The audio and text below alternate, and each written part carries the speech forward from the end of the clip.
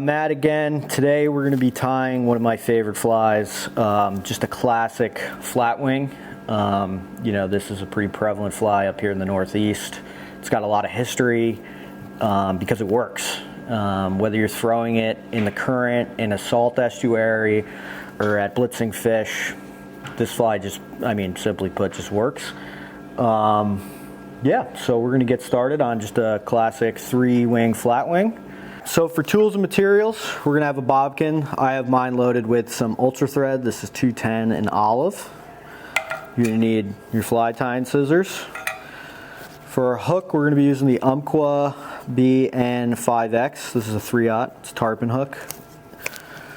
Some Bill's body braid. I believe this is the pearl. You can use silver. You can use whatever floats your boat. We're going to be using a couple different colors of Flashabou. We have our silver, some green, and just your run-of-the-mill pearl. We're going to be using 3 different colors of saddles. We have an olive, we got our yellow, and we got our white. We're also going to use 3 different colors of bucktail: olive, yellow, and white. We're going to need some Peacock Herl. These ones are pretty long. They don't have to be this long, but we're just going to trim them. And for our eyes, we're going to use these Faux jungle cock eyes. And then just to finish off the fly, I like to use just a little bit of Sally Hansen's Hard as Nails. Just gives you a pretty durable fly that the threads won't break, hopefully. All right, let's dive into our flatwing. So we're just going to start our thread behind the hook eye, working it back, giving yourself a nice thread base on the hook shank. And I'm going to stop just behind the hook point. Just cut that tag end off.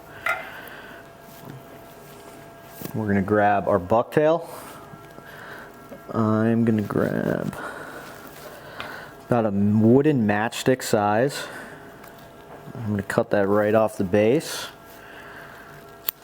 We're going to have this hang off. I'm going to pull out all my shorts. So about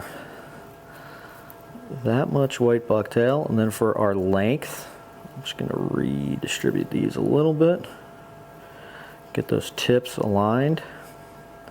I'm going to come off about that much, so I'll just take that measurement, cut off our excess here. We're going to tie that in right on top of the hook shank.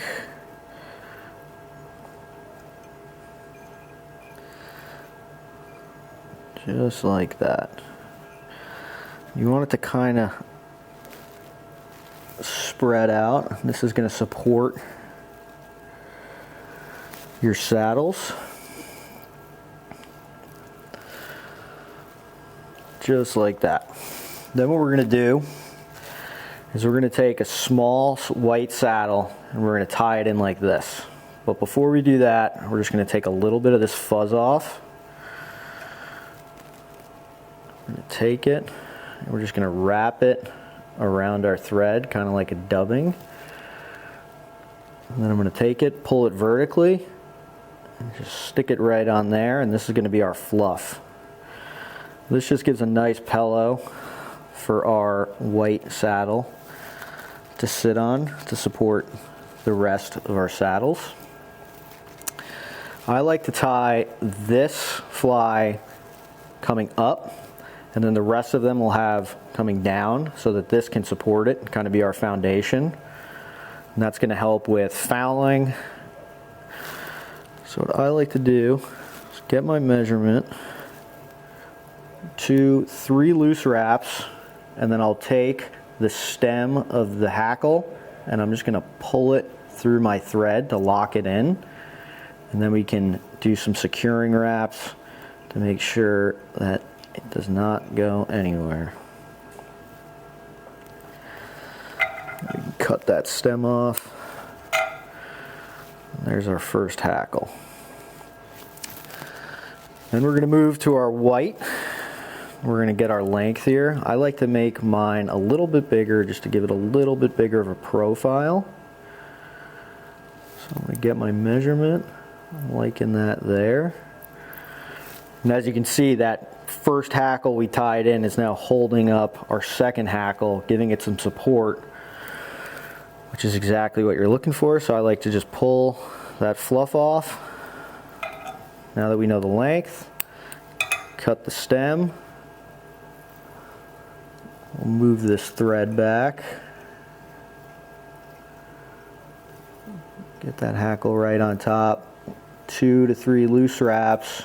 Grab your stem and just pull it through your thread, and that'll really help lock it in so that your thread pressure doesn't pull that hackle, making it not flat, thus making it not a flat wing. Then we'll cut that stem off, and we're going to take our Flashabou. We're going to go with our silver for our first tie-in, and I'm going to use 2 to 3. You can use more, you can use less. Cut that off. We're just going to tie that right in on top. I like to leave extra so I can trim it if I want it, or leave it. And then we'll just double that up so it can't get slipped out. Just like that. Then we're going to take our yellow.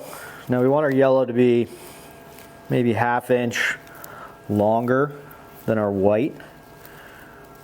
So I'm just going to get my measurement here, pinch it, pull off all our fluff, that out of the way, cut the stem, same thing.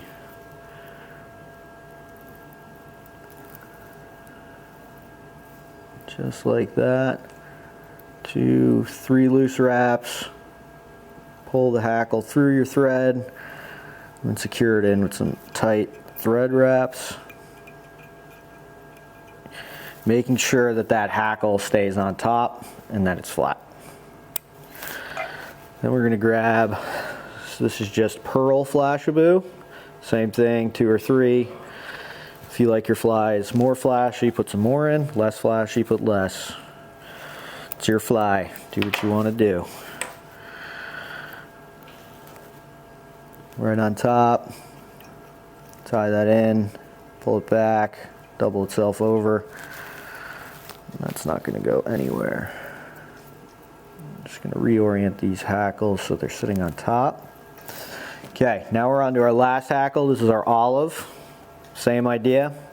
1/2 inch longer than our yellow or your previous color, whichever color you decide to do. Get our measurement, pull the fluff off,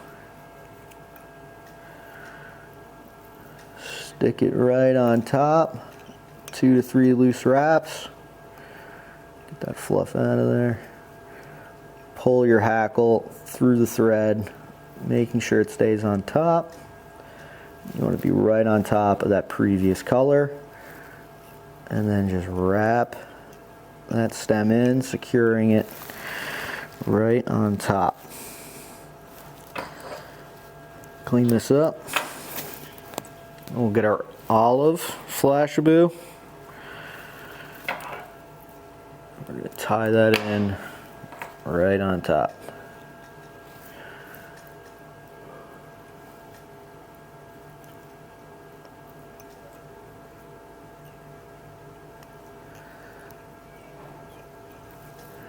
Double it over, just like that. Okay, so there's your tail section. You got your hackles, you got your flash. That's a pretty long flat wing, but we're gonna ride with it. Then what we're gonna do is we're gonna move our thread. I like to put it right in the middle of the hook shank. We're gonna grab our body braid. We're gonna cut off. I like to cut it off, it makes it a little bit easier to wrap. Then I'm just going to do 2 to 3 loose wraps, pulling it, and then secure it. Bring it right back to that last hook or tying point, and just give it really good wraps. And I'm going to bring it about a hook eye length from the hook eye, just to give us some space for the rest of our material. And I'm going to wrap this Just like that. I want it to kind of sit on the last wrap just a little bit so there's no gaps. Check this side, looks good. And just keep that body braid moving. Then I'll pull it up, get my wraps on there to really secure it. And you can cut that off.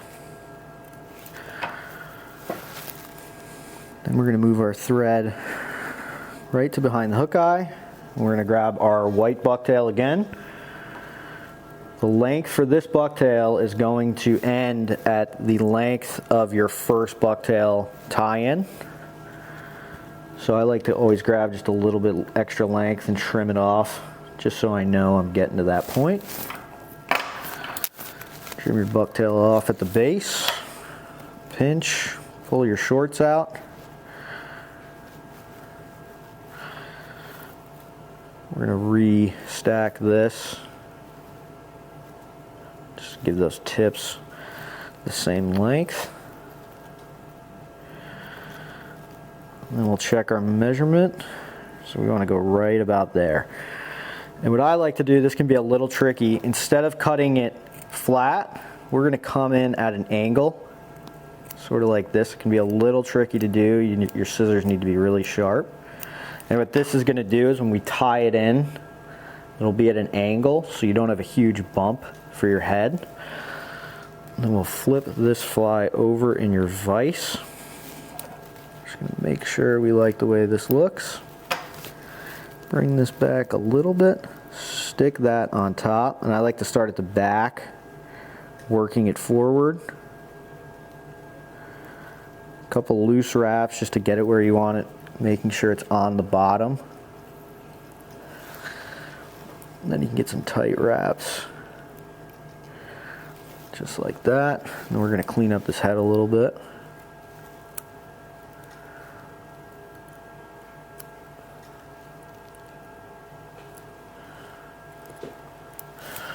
Okay, then we're going to separate our bucktail so it's equal on both sides of the hook. I like to just eyeball it. It's going to go where it wants to go, but any help you can give it will help it in the long run. All right, so now we got the bottom done. Then what we're going to do is we're going to grab our yellow. We're going to take a little pinch of our yellow bucktail, cut it from the base, and I like it to end where the rest of our bucktail stops at the bottom. So I'm going to come in, check it out. I like that length. Pull out all your shorts. Pull out all your shorts first. That way you don't lose your distance. So I'm going to like it right there. Once again, don't cut it straight across. Cut it at an angle. Makes it a lot easier to tie in there. Okay. I like to try to do minimal thread wraps on my flat wings just to keep that head nice and tidy. But you gotta do what you gotta do. All right, so now we're gonna get our olive and try to find some length in this one. You wanna do the same length as your yellow. Let's see what we're working with here.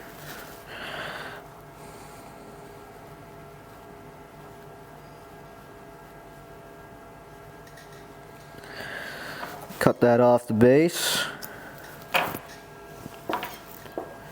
Get all your shorts out. Check the tips. That looks pretty good. We'll grab our length. And to be just about maybe hanging over that yellow just a little bit. Like that. We're going to cut it at our angle. Pinch the bucktail, a couple loose wraps just to get it where you need it to go, and then you can, as you're moving forward, you can do tighter securing wraps. Just like that. And we'll just clean this head up a little bit. I don't go too crazy with cleaning it up. Okay. So now what we're going to do is we're going to grab our Peacock. We're going to grab 7 pieces because we're going to be catching striped bass with these, and striped bass typically have 7 stripes. So this is an ode to our favorite fish. That's 4, 5, 6, 7. You can do 7, you can do 8, you can do 6. Whatever floats your boat.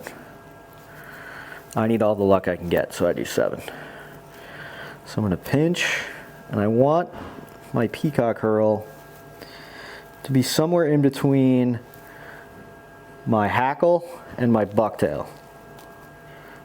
So I like it right about there. What I like to do is tie it in with the extra hanging out the front, and then I can just trim it at the end, just so none of it slips away. Cut that off, clean up that head a little bit, trying to use minimal thread wraps just to keep a nice clean head on it. Sorry, you filming? There's a 2 back here. Sorry, Bobby. I know you had a camera. See you. Then we're going to take our faux jungle cockeyes. We're going to take it. We're going to rotate our vise just a little bit and get our length. I like to kind of put them at an angle. And I'm going to pinch. Loose wraps, then tighter wraps as we work back to secure it. Leaving the extra hanging off. I like to leave the extra hanging off just so you have a little bit of control over it. If you need to push or pull it, you can do that. And then it also gives you a gauge to get that other eye in the same spot on the other side. Do a little angle here. Just tie that right in there. And then what we can do is trim those tags off, get as close as you can. It's a little tricky. Just like that. Come in, clean that up. And then we're gonna just get our whip finishes on there.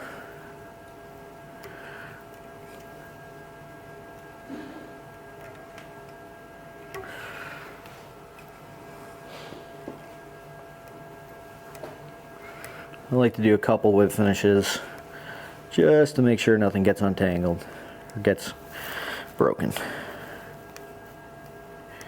You can work those whip finishes up to keep that shape of that head.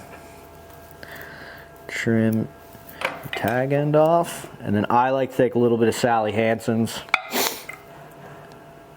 just to add a little durability. You don't have to go too crazy with this stuff, and just give it a nice coat on your thread wraps to lock everything up so that you are ready to catch some fish. So that's how I tie my flatwing. This is going to give us a pretty big sand eel imitation or just any bait fish that you run into out in the salt. You can change the colors, you can change realistically anything on this to suit what you need. This is an awesome fly. Definitely have it in your box. You know, throw it in the salt marshes, throw it off the boat. Just make sure you got it on you. Thank you guys for watching. That was the flatwing. If you liked the video, give us a like. If you got any questions, concerns, leave a comment. Thank you for watching, and hopefully we'll see you in the next one. Thanks again.